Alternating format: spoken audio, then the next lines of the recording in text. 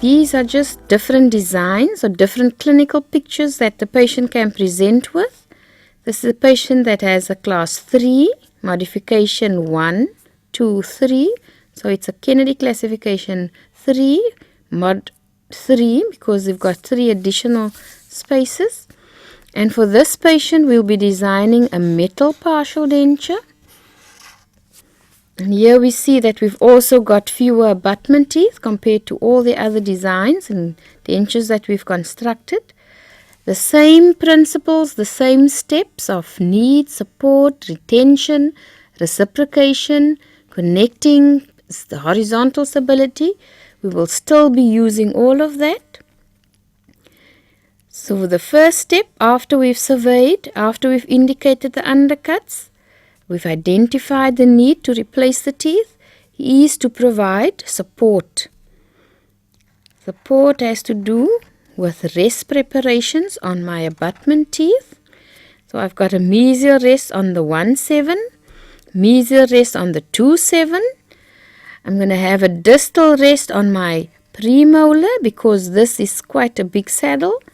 Anteriorly, I have to use both of the canines to provide support, because I've also lost, or the patient has lost, 4 teeth. So in this case, at this stage, I've got 1, 2, 3, 4, 5 rests, and we must make sure that our rests are always placed next to our edentulous saddle areas, and that each saddle will have adequate support. Provision of retention. So in this case, I've got a distal undercut of 0.25. So in my 2-7, I will use distal undercut. I will use a circumferential clasp again with my reciprocal arm. In the second quadrant, this tooth might be mesially rotated, has a bigger undercut, mesiobuccally.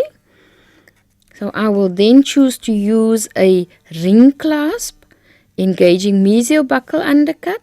So the ring clasp, it has the rest, the reciprocal arm, the distal rest to prevent the clasp from breaking, engaging the undercut.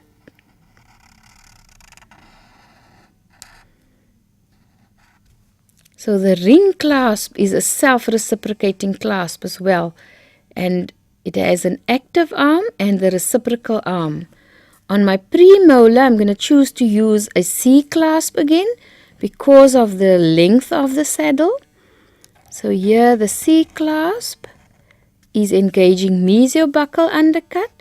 It will be soldered onto my metal framework, and I must make sure that I provide reciprocation, because now the reciprocation will be provided by my metal framework. The next step is to connect the separate components.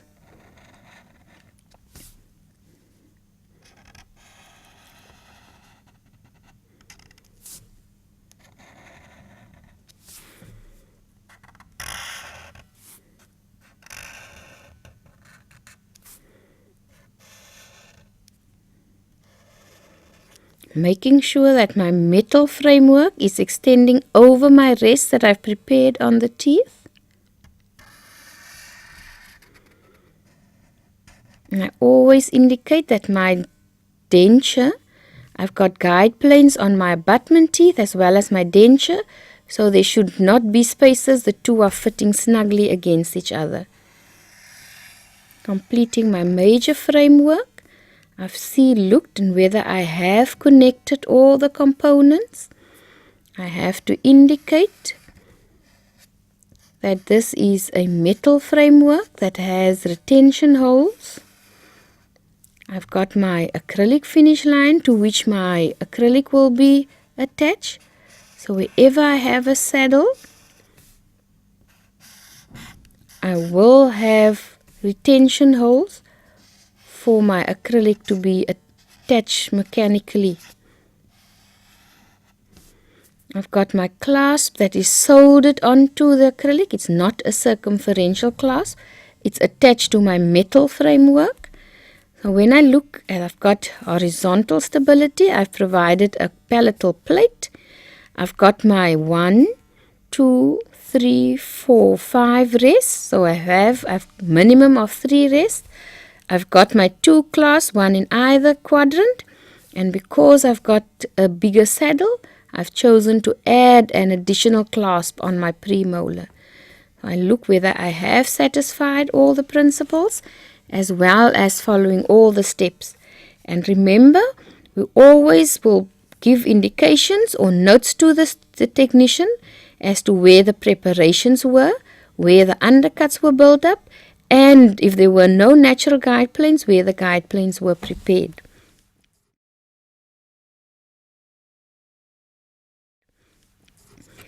If this was an acrylic partial denture,